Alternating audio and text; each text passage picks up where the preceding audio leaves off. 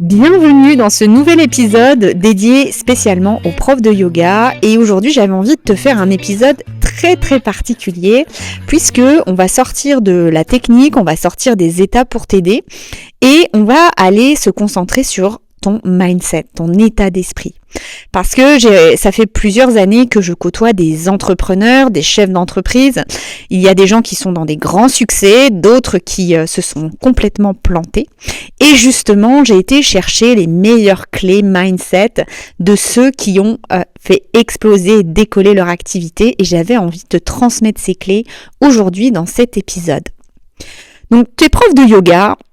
Et tu as sûrement peur aujourd'hui de prendre des risques dans ton activité parce que tu veux rester prudente. Ah oui, non mais surtout ne pas faire bouger les choses, être la plus prudente possible. Et pour être prudent aujourd'hui, qu'est-ce que tu fais ? Tu n'investis pas en toi, tu restes dans ta zone de confort.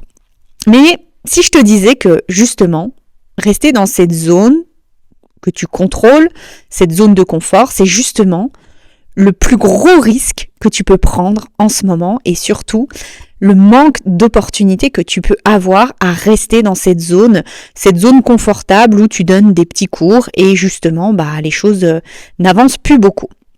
Donc dans cet épisode, je vais t'expliquer pourquoi et surtout comment transformer ces peurs en opportunités. Donc déjà, je voulais te reparler à nouveau du contexte du marché actuel. Le yoga en France connaît une très grande croissance et ça ne fait que commencer. Alors aujourd'hui, on a des chiffres plus 7,5% en 2024. Je pense qu'on est beaucoup plus que ça. Le marché est en pleine effervescence avec de nouveaux pratiquants chaque jour. Mais il y a aussi une contrepartie à tout ça. Parce que quand la demande est là, il y a de plus en plus d'offres, c'est normal, c'est une loi économique, donc il y a plus d'acteurs, il y a donc plus de concurrence et moins de fidélité des clients.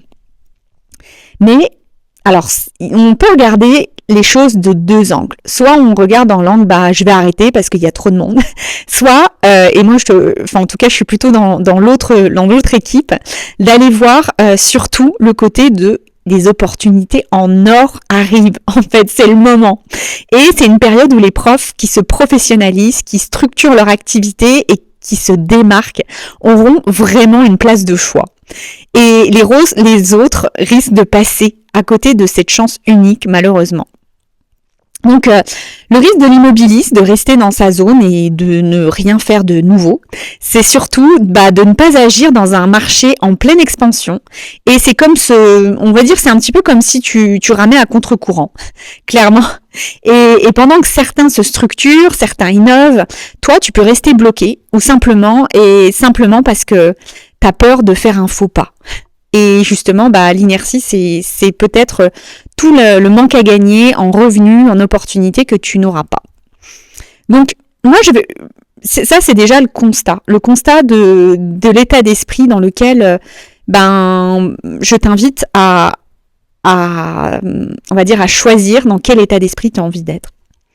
Et aujourd'hui, j'aimerais débloquer certaines croyances limitantes justement sur l'investissement que tu n'as peut-être pas forcément eu parce que peut-être que tu n'as jamais été entrepreneur et tu as envie d'apprendre. Tu as envie d'apprendre comment on fait pour être entrepreneur, quelles sont la meilleure façon de réfléchir en tant qu'entrepreneur pour justement réussir. Donc moi, la première chose que je vois beaucoup autour de moi, c'est des profs qui me disent si j'investis en moi, je vais perdre de l'argent. Alors, ok, là je me dis la valeur investissement, elle est pas là. On est plutôt sur une valeur de consommateur. Donc justement, j'aimerais te transmettre cette notion d'investissement, parce qu'investir en soi, pour moi, c'est un des meilleurs moyens d'accélérer ton développement professionnel. En économie, c'est bien connu, une entreprise qui grandit, une entreprise qui prospère, c'est une entreprise qui sait investir au bon moment, justement pour faire perdurer son activité, pour être au nouveau goût du jour et pour grandir. Donc, quand tu apprends, tu gagnes du temps, tu gagnes largement de l'énergie et tu évites les erreurs qui vont être très coûteuses dans tes finances aussi, dans ton moral et surtout qui vont te prendre beaucoup de temps. Donc c'est un investissement qui te rapporte beaucoup plus vite que tu l'imagines. Et clairement, avoir cette notion d'investissement, ça peut te faire accélérer et ça peut développer beaucoup plus facilement ton entreprise. Et je vous raconte une histoire. J'avais une cliente qui hésitait à investir dans mon accompagnement il y a quelques mois. Et justement, on a travaillé sur cet état d'esprit et elle a décidé de croire en elle. Et elle a justement vu son chiffre d'affaires triplé, et je te cache pas, triplé vraiment en un an, grâce à surtout une meilleure structure, parce qu'elle partait dans tous les sens, et on a mis en place vraiment une offre très très claire pour que les gens ils savent enfin ce qu'elle faisait de premium, ce qu'elle faisait de qualité. Voilà, donc l'investissement, c'est quelque chose qui, pour moi, est essentiel si tu veux réussir dans l'entrepreneuriat. La deuxième croyance, c'est vraiment que j'ai vu, je crois que, surtout le mois dernier, j'ai eu énormément de femmes qui m'ont parlé de ça. C'est, si je me lance dans un accompagnement, j'ai le risque que ça ne marche pas pour moi. Donc, en fait, ce que je te dirais, c'est que le vrai risque, c'est justement rien faire et continuer à tourner en rond. Je leur expliquais qu'aujourd'hui, si elles font rien, elles vont continuer à galérer, à chercher toujours à plus communiquer, et les résultats sont pas forcément là.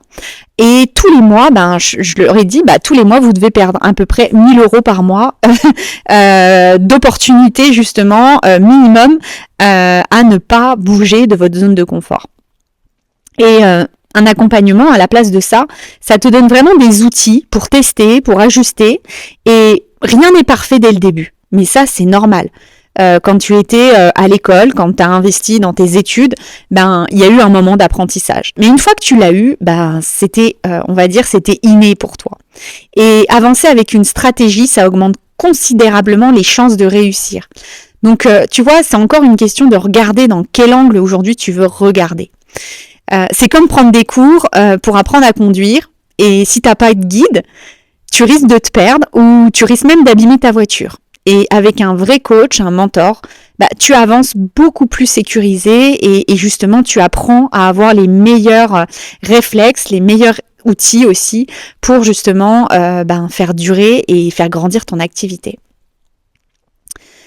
La troisième chose que j'entends hyper souvent, c'est je ne gagne pas encore beaucoup en yoga, alors c'est risqué d'investir. Ok, donc prenons les chances dans ce sens, et ça va pas avancer, donc autant arrêter le yoga. Et justement, non, si investir dans ton activité, ce serait pas le premier pas pour que cette activité devienne rentable. Moi, je te dirais qu'au lieu d'investir dans une énième formation de yoga, investis dans ton business, investis dans ce développement d'activité, et justement, tu verras que les fruits de cet investissement, tu vas avoir plus de chiffre d'affaires, tu pourras reprendre des formations, tu pourras te perfectionner encore plus, et justement, les regarder plutôt dans ces temps de ok, tu gagnes pas encore dans ton activité de yoga, c'est normal. C'est peut-être parce que tu fais les mauvaises choses, que t'as pas la bonne stratégie, et c'est peut-être justement le bon moment pour te lancer à investir dans ton business, quoi. Et si tu veux que ton activité de yoga te rapporte, tu dois la traiter comme une entreprise. Ça, c'est important.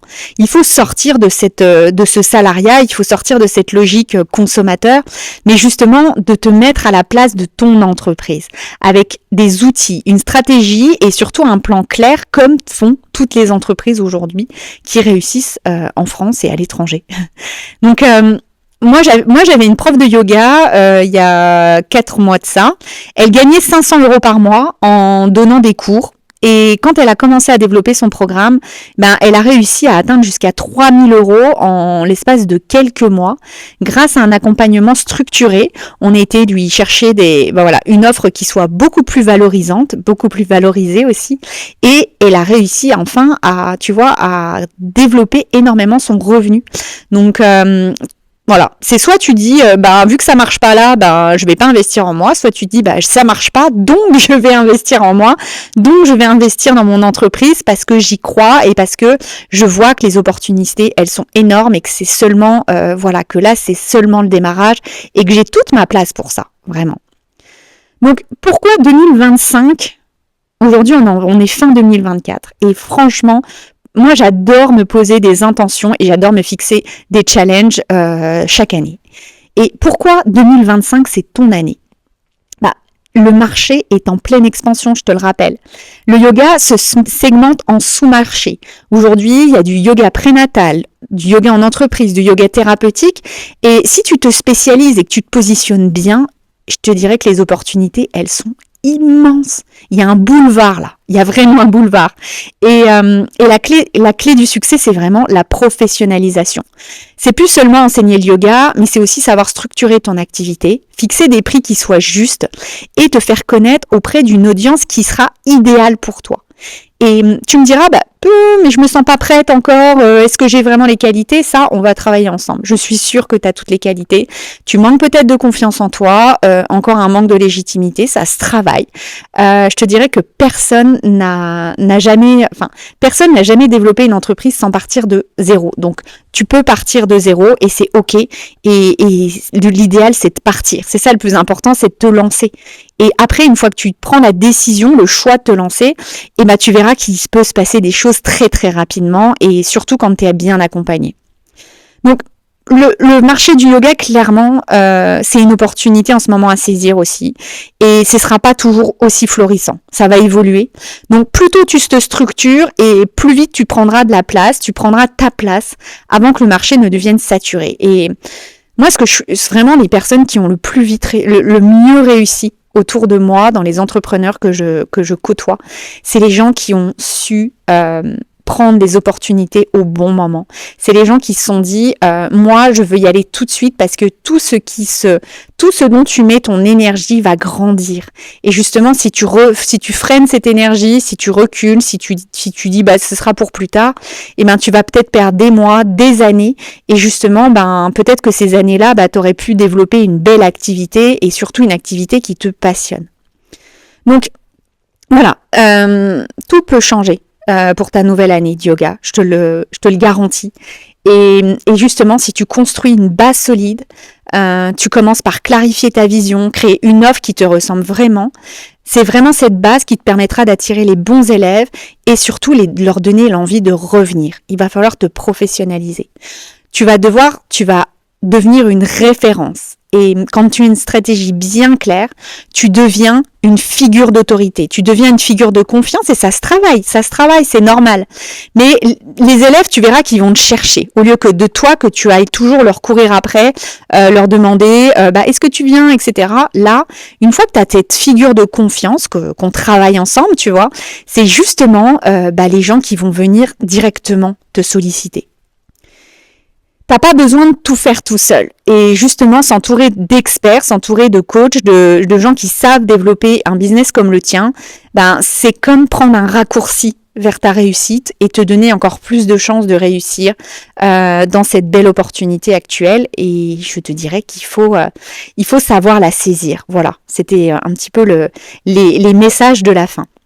Donc, le vrai risque, clairement, c'est pas de te lancer, en fait. Le vrai risque, c'est de rester là où t'en es, sans l'évoluer. Et 2025 est une année pleine d'opportunités, clairement.